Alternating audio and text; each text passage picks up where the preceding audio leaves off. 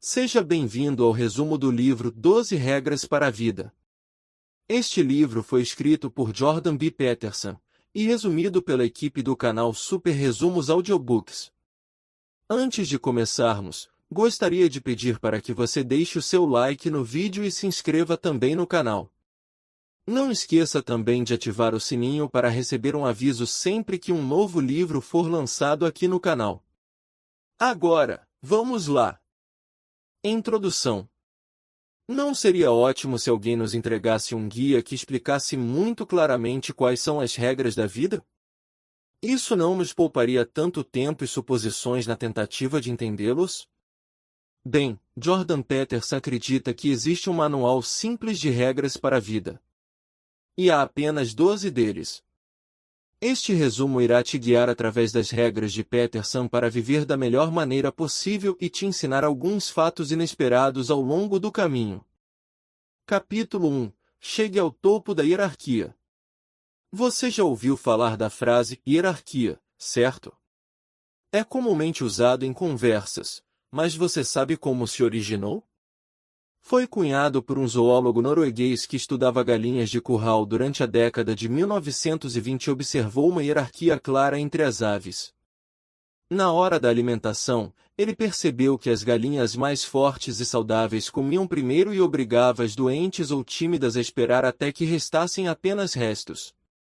Isto, claro, garantiu que as galinhas fortes mantivessem a sua vantagem, enquanto as suas congêneres apenas se tornavam mais fracas. O mesmo se aplica a outras espécies de animais. As lagostas, por exemplo, apresentam comportamentos semelhantes, quer tenham sido criadas em cativeiro ou no mundo, provando que o seu sentido de hierarquia é inato e não um comportamento aprendido. Na verdade, os cientistas observaram que as lagostas instigam lutas agressivas para competir pelos melhores locais de abrigo e que isso na verdade altera a sua biologia. Por exemplo, os vencedores possuem uma proporção mais forte de serotonina e octopamina, enquanto a proporção é reduzida para as lagostas que normalmente perdem.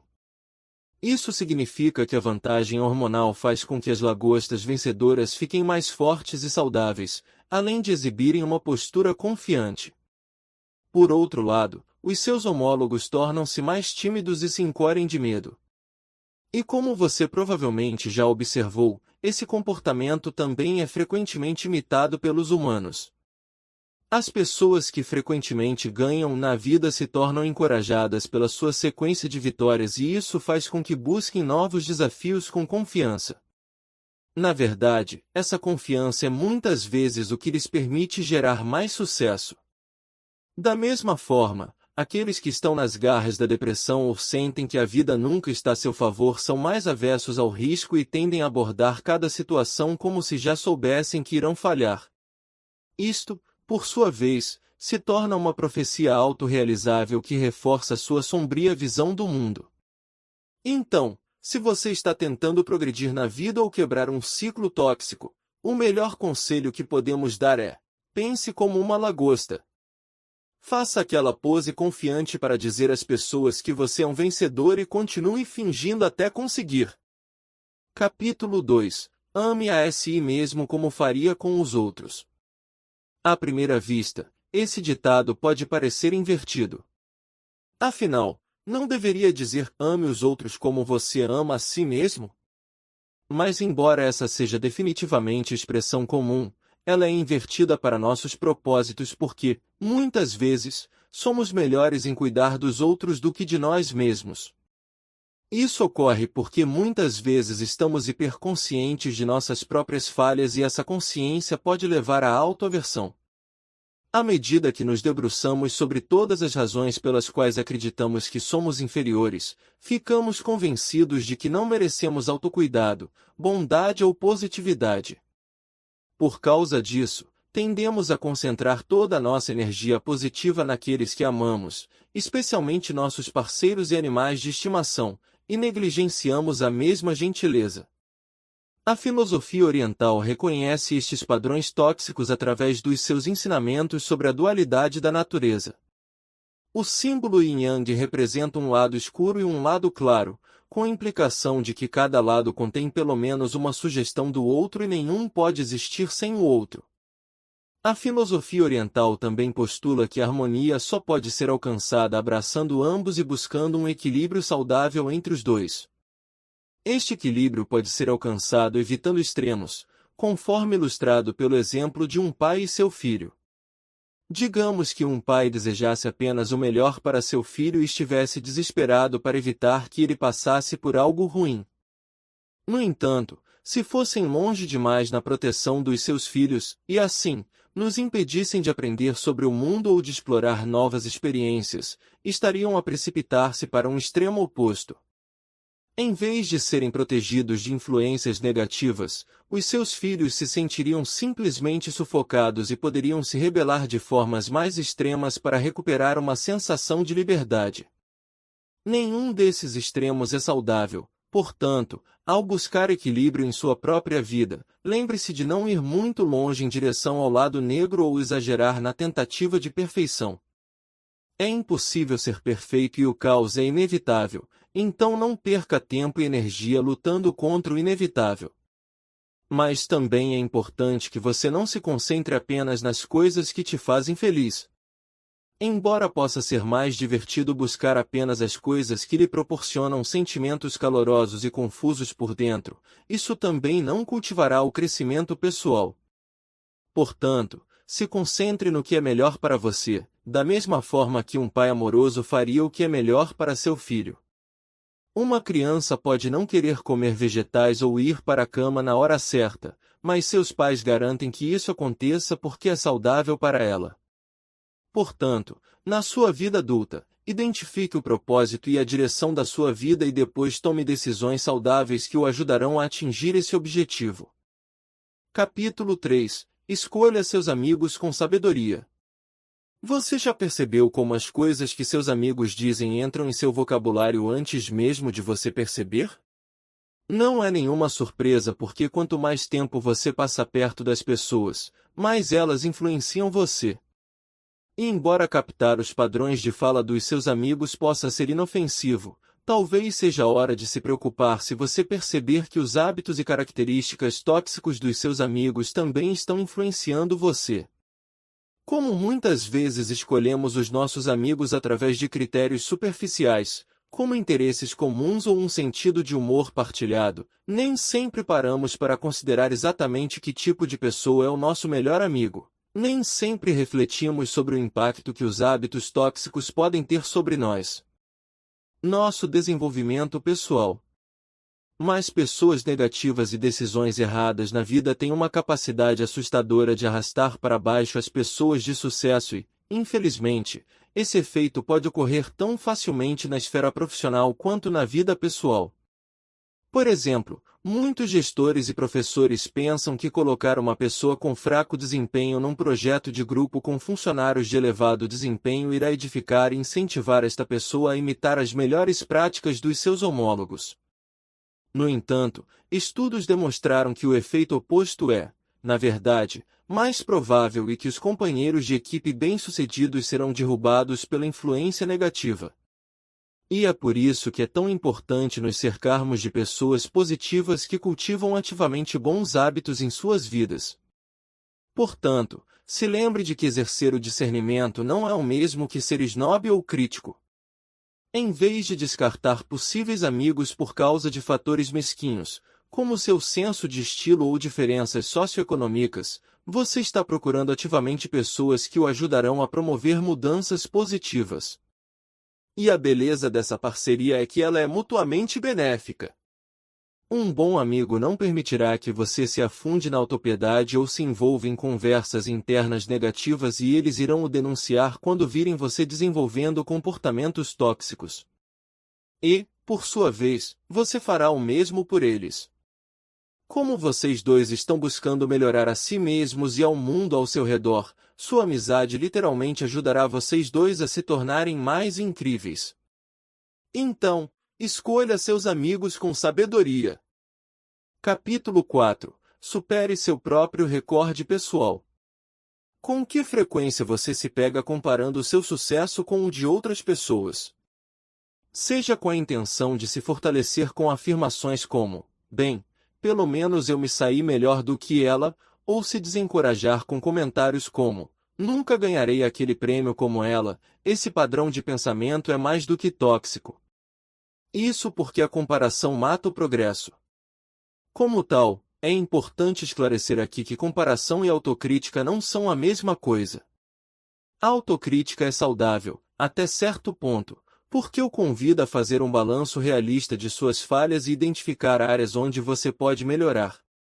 É isso que nos motiva a trabalhar em prol de um futuro mais brilhante e de mais sucesso. Mas a autocrítica toma um rumo feio quando é distorcida pelas lentes da comparação. Porque, em vez de nos perguntarmos o que podemos fazer para melhorar o nosso melhor, a comparação faz com que nos avaliemos pelos padrões dos outros. Esta visão do mundo elimina os momentos de crescimento incremental que moldam as nossas jornadas ao longo do caminho, substituindo nosso progresso por um filtro preto e branco de sucesso ou fracasso. E se descobrirmos que não estamos à altura dos outros, determinamos que falhamos. Mas nada poderia estar mais longe da verdade. Porque se dermos um passo atrás e olharmos para o quadro geral, seremos capazes de ver claramente cada parte das nossas vidas e reconhecer os pequenos marcos pessoais que definem o nosso crescimento como indivíduos. Claro, talvez seu colega de trabalho tenha conseguido aquela promoção em vez de você, mas talvez, em vez de priorizar sua carreira, você estivesse desenvolvendo seu relacionamento com sua família porque era isso que era certo para você. Portanto, pare de se comparar com os outros, em vez disso, se julgue com base em suas próprias realizações anteriores. Você está melhor hoje do que ontem? Você quer ser melhor amanhã do que foi hoje?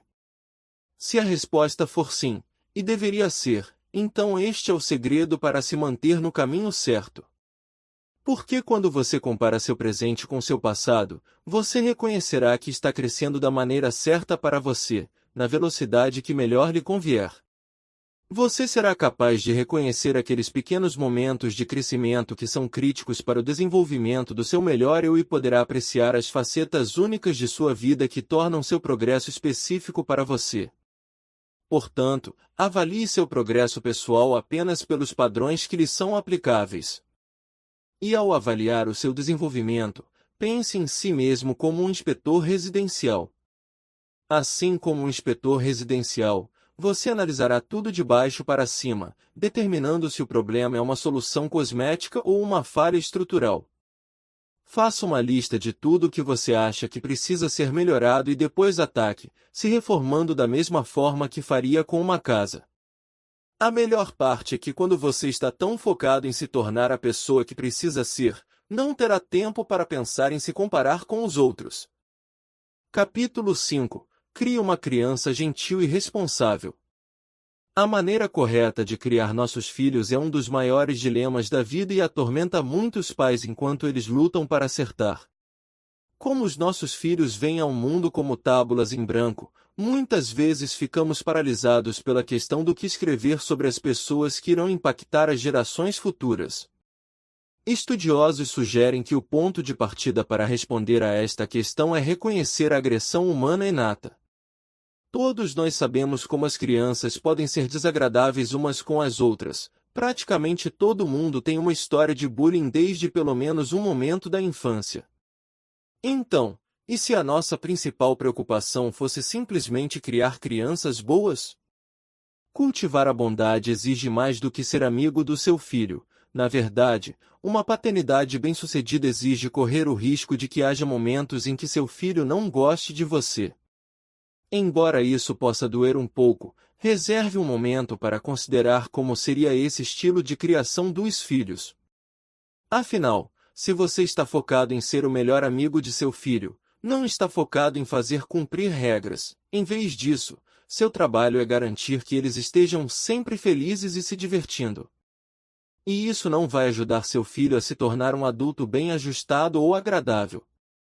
Portanto, embora possa não ser divertido estabelecer limites e os aplicar, pode ser útil lembrar que você está prestando um grande serviço ao seu filho, lhe ensinando lições de vida desde cedo. Afinal, não é melhor para eles aprenderem a ter responsabilidade com pais amorosos do que com uma sociedade que os ensinará de maneiras muito menos gentis? Então, se você está ansioso para ajudar seu filho a se tornar o melhor que pode ser, aqui estão as principais dicas para uma paternidade bem-sucedida. O primeiro passo é evitar limitar as regras. Embora as regras sejam absolutamente necessárias, se você tiver muitas, seu filho ficará frustrado e se sentirá cercado de obstáculos. Então, em vez de controlar suas vidas até os mínimos detalhes com regras como suas meias sempre têm que combinar ou você deve estar sempre na cama a esta hora, se concentre em regras práticas e do mundo real, como mostrar respeito, ser gentil, e nunca usar violência, a menos que em legítima defesa. Se lembre de que essas regras ajudarão a moldar os valores fundamentais do seu filho e, honestamente, você prefere ter um filho amoroso e respeitoso ou um monstrinho cujas meias sempre combinem? A próxima regra é sempre usar a menor quantidade de força necessária. Portanto, se certifique de estabelecer regras claras com consequências igualmente claras e tome cuidado para que a punição seja adequada ao crime. Saber quais punições serão mais eficazes para ajudar seu filho a aprender as consequências de suas ações também requer um conhecimento profundo de seu filho. Portanto, conheça a pessoa única que ele é e entenda quando apenas uma correção verbal é necessária e quando tomar longe de videogames por uma semana. A terceira dica é permanecer como uma frente unida. Se você mora em uma família com dois pais, se certifique de deixar seu filho saber que eles não podem colocar vocês dois um contra o outro para conseguir o que querem. Da mesma forma, apoie seu parceiro, mesmo quando ele cometer erros. Reconhecer os erros com amor e trabalhar juntos para os resolver é a chave para o crescimento e um lar feliz. Capítulo 6. A vida não é justa.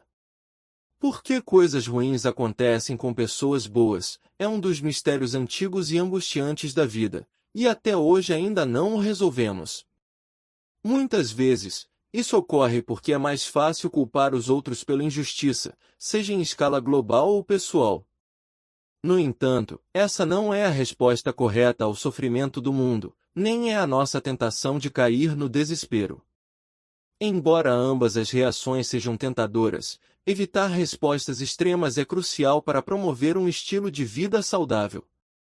O que importa é que isso não deve nos fazer perder a esperança ou concluir que a humanidade é inerentemente má.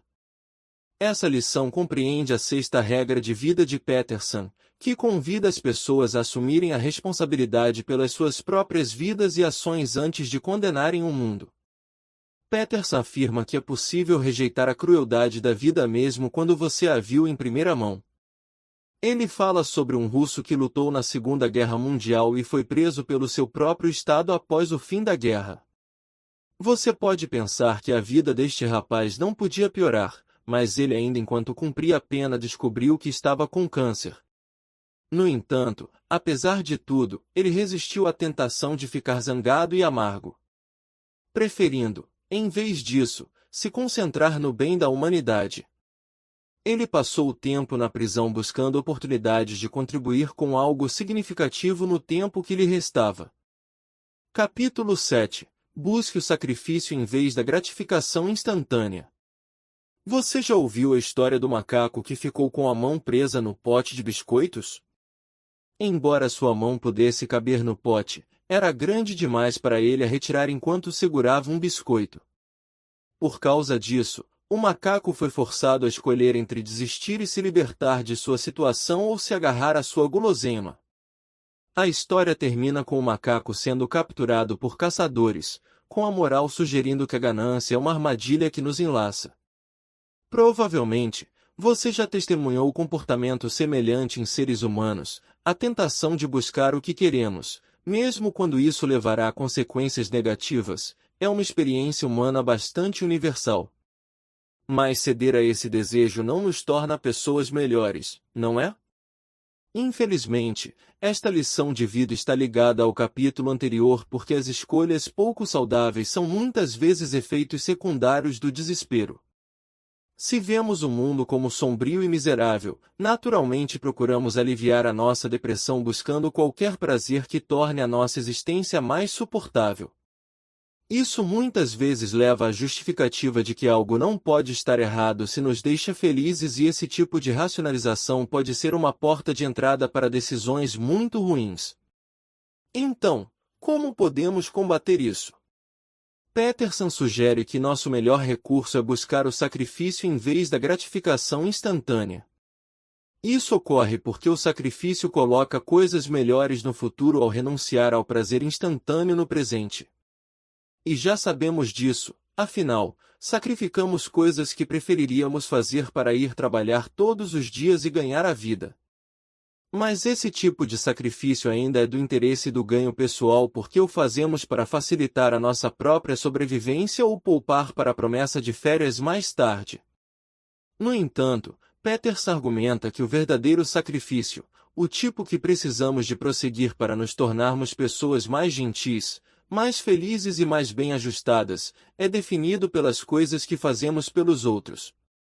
Então, em vez de buscar prazeres instantâneos e egoístas, considere abrir mão de um pouco do seu tempo para ser voluntário e fazer a diferença na vida de outra pessoa. Quando você se concentra no bem que pode colocar no mundo, você faz uma pausa na sua visão de mundo negativa e se deixa levar por influências positivas. Você pode achar útil pensar na flor de lótus como uma inspiração. Esta planta começa sua vida no fundo de um lago lamacento e sobe lentamente até o topo em pequenos incrementos de crescimento até explodir na água para florescer ao sol. Você pode experimentar o mesmo tipo de crescimento priorizando sacrifícios para o bem dos outros em vez da gratificação instantânea, porque o altruísmo não apenas reinventa sua visão de mundo, mas também faz de você uma pessoa melhor. Capítulo 8. Pare de mentir, até para você mesmo. Todos nós tendemos a mentir para nós mesmos de uma forma ou de outra. Seja dizendo a nós mesmos que alcançaremos um determinado objetivo sem nos esforçarmos para isso, ou nos iludindo sobre nossas falhas, somos todos mentirosos. O psicólogo austríaco Alfred Adler chamou esse hábito de mentiras da vida e os definiu como as coisas que dizemos e fazemos para conseguir o que pensamos que queremos. Essa distinção, o que pensamos que queremos, é importante porque reconhece o fato de que muitas vezes nos enganamos e desejamos coisas que, em última análise, não são boas para nós. O mesmo se aplica à nossa capacidade de nos convencermos de que já sabemos tudo o que precisamos saber. Esta é uma mentira especialmente insidiosa porque se presumirmos que já temos as ferramentas certas para o autoaperfeiçoamento, perdemos toda a vontade de aprender e crescer. Portanto, a 8ª regra de vida de Peterson é: pare de mentir e diga a verdade a si mesmo. Aprimore sua autoconsciência e aprenda a reconhecer quando você está contando a si mesmo uma dessas mentiras da vida. E então trabalhe para consertar isso. Realinhar seus objetivos e sua verdade pessoal pode o ajudar a colocar sua vida de volta nos trilhos e a ser honesto sobre seu progresso. Capítulo 9. Se envolva em debates saudáveis. Se você passa algum tempo nas redes sociais, sabe que muitas vezes elas podem ser um foco de conflitos e críticas contundentes. As pessoas muitas vezes se ofendem muito rapidamente e atacam vomitando coisas odiosas para estranhos aleatórios na internet. Este comportamento, lamentavelmente, passou a caracterizar o estado da conversação na nossa sociedade e é uma perversão total do que costumava significar um debate saudável. Recuperar a sua capacidade de se envolver numa conversa genuína requer regressar às verdades dos antigos filósofos gregos que compreenderam que desafiar respeitosamente a ideia de alguém não é a mesma coisa que atacar essa pessoa. Seguir esse método explora a 9ª lição de vida de Peterson, que é ouvir o que os outros têm a dizer e presumir que você tem algo a aprender com eles. Em vez de tratar sua conversa como uma competição, procurando oportunidades para provar que você está certo e a outra pessoa errada ou procurando motivos para se ofender, simplesmente se concentre em ouvir. Você pode discordar de outra pessoa, e tudo bem, mesmo nesses casos, você ainda deve abordar todas as conversas seguindo o método simples de ouvir e depois resumir para recapitular o que ouviu em voz alta. Reformular o que você entendeu com suas próprias palavras é uma ótima maneira de se comunicar com a outra pessoa e garantir que você a ouviu corretamente. Também mostra que você se importa o suficiente para realmente ouvir e entender o que eles estão dizendo. Capítulo 10. Enfrente a complexidade com clareza. Não é nenhum segredo que a vida pode ser confusa e que nossos relacionamentos com outras pessoas às vezes podem ser ainda mais complicados. No entanto, podemos aliviar parte dessa confusão reconhecendo que, às vezes, a razão pela qual não conseguimos compreender as coisas é porque só prestamos atenção aos detalhes que nos interessam ou fazem sentido. E embora essa seja uma inclinação humana natural, afinal, não somos fisicamente capazes de pensar em tudo o tempo todo. Nossa incapacidade de ver o quadro geral pode muitas vezes fazer com que o mundo pareça ainda mais caótico. É por isso que precisamos da regra 10, use uma linguagem precisa.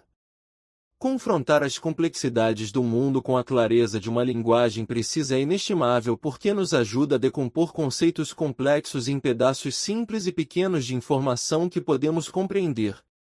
Ao simplificar a situação através de uma terminologia precisa, podemos estabelecer ordem nas nossas vidas. Quer o problema esteja na quebra do nosso carro ou no adoecimento do nosso corpo, ao articular especificamente os sintomas, podemos começar a retomar o controle. O mesmo se aplica aos conflitos nos relacionamentos. Se você está ferido ou está tentando resolver um problema do seu parceiro, uma linguagem precisa pode o ajudar a articular o problema de maneira simples e honesta. Capítulo 11. Evite suprimir a natureza humana. À medida que a sociedade atual tenta corrigir uma cultura de injustiça, pode ser difícil saber onde estão os limites. Nossos esforços para combater os males da masculinidade tóxica às vezes levam as pessoas a estigmatizar completamente os homens e a masculinidade. E essa não deveria ser a resposta. Embora seja extremamente verdade que os homens se comportaram de forma deplorável durante séculos e usaram o seu poder para manipular, estigmatizar e discriminar mulheres, pessoas de cor e muitos outros grupos de pessoas, não deveríamos dirigir injustamente o nosso sentimento de indignação contra todos os homens. Esta visão do mundo leva à destruição em vez de resolver um problema ou criar uma solução, e esse não deveria ser o objetivo da justiça social. Em vez disso, deveríamos nos concentrar em misturar as nossas diferenças para alcançar um futuro harmonioso. Porque muitos homens, assim como as mulheres, são agressivos ou dominantes por natureza, e essas características não precisam ser ruins quando canalizadas na direção certa. Com incentivo e orientação sobre como evitar se tornar parte do problema, os homens podem canalizar esses traços de personalidade para realizar coisas incríveis que contribuam para o bem maior da sociedade. E para ilustrar esse ponto, Peterson considera o exemplo dos praticantes de skate. Certa vez, ele percebeu que, no campus da Universidade de Toronto, alguns jovens que andavam de skate demonstravam feitos incríveis de agilidade e equilíbrio. No entanto, como as normas sociais muitas vezes classificam o skate como indesejável ou desviante, as autoridades municipais decidiram proibir o skate no seu campus. Esta política não levou em consideração a dedicação, a coragem e a disposição dos adolescentes para aceitar o risco físico e, em vez disso, criminalizou o seu comportamento. Peterson argumentou que isso foi um erro e sugeriu que o mesmo se aplica a qualquer caso em que difamamos um determinado grupo de pessoas. Em vez de estigmatizar holisticamente um grupo, como ilustrado por declarações como "todos os homens são um lixo", deveríamos estar dispostos a abraçar novas perspectivas e talentos que sejam diferentes dos nossos. Em última análise, essa é a visão do mundo que deve orientar a nossa sociedade, porque nos convida a criar regras que nos protejam sem suprimir as boas qualidades que diferentes pessoas podem trazer para a mesa. É por isso que a lição de vida número 11 é: não incomode os jovens praticantes de skate. Portanto, sejam eles atletas de skate ou homens persistentes e agressivos, não deveríamos criminalizar o comportamento, a menos que esteja ferindo ativamente alguém, porque então isso realmente faz parte do problema. Capítulo 12. Comemore as pequenas coisas. Já mencionamos o fato de que a vida muitas vezes é cheia de tristeza, mas é importante lembrar que a vida também é cheia de alegria. A principal diferença é que, onde a tristeza muitas vezes ameaça nos dominar, nos dando um tapa na cara, temos que procurar um pouco mais para encontrar a alegria. Peterson sabe disso em primeira mão porque sua filha luta contra uma artrite grave desde os 6 anos de idade. Esta doença degenerativa encheu sua infância de dores extremas, injeções frequentes e múltiplas cirurgias invasivas para substituir articulações inteiras. Se você está lendo isso e acha que a vida é injusta, você está certo. Não há nada de justo em uma criança inocente sofrer tanta dor. Mas Peterson afirma que a escuridão destes momentos só deve fortalecer a nossa motivação para procurar o que há de bom na vida. É por isso que a regra número 12 é: tire o melhor proveito até das menores alegrias que a vida oferece. Em sua própria experiência, Peterson descobriu que a positividade implacável é a única maneira de se sustentar mesmo nos momentos mais sombrios. Porque, embora esteja profundamente afetado pelo sofrimento da filha, ele está grato porque depois de anos de dor, ela finalmente encontrou um fisioterapeuta que foi capaz de ajudar a alcançar maior mobilidade e desenvolver uma vida com muito mais normalidade e muito menos dor. Embora ele saiba que ela ainda não está totalmente fora de perigo e que mais complicações podem surgir no caminho, ele está grato pelas pequenas misericórdias em sua vida e procura manter os dois positivos. Para isso, ele aconselha os leitores a sempre evitarem se atolar pela tristeza e ficarem atentos até mesmo às menores coisas que podem te fazer feliz, como acariciar um gato fofo aleatório que você encontrar em uma caminhada. Conclusão: a vida pode ser confusa e grande parte do nosso tempo na Terra é desperdiçado na busca de descobrir o que deveríamos fazer e como podemos tomar as decisões certas. No entanto, Jordan Peterson espera que possamos aprender com as questões e erros do passado e viver nossas vidas através de 12 regras simples que podem eliminar as suposições e nos tornar mais felizes. Se você quer saber mais sobre o assunto, você pode ler este livro completo comprando pelo link da Amazon que disponibilizamos na descrição deste vídeo.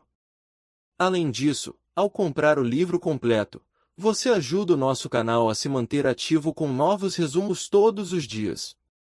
E se você gostou dos insights desse resumo, não se esqueça de deixar seu like, compartilhar com os amigos e, claro, se inscrever no canal para mais conteúdo transformador. Nos vemos no próximo vídeo. Até lá!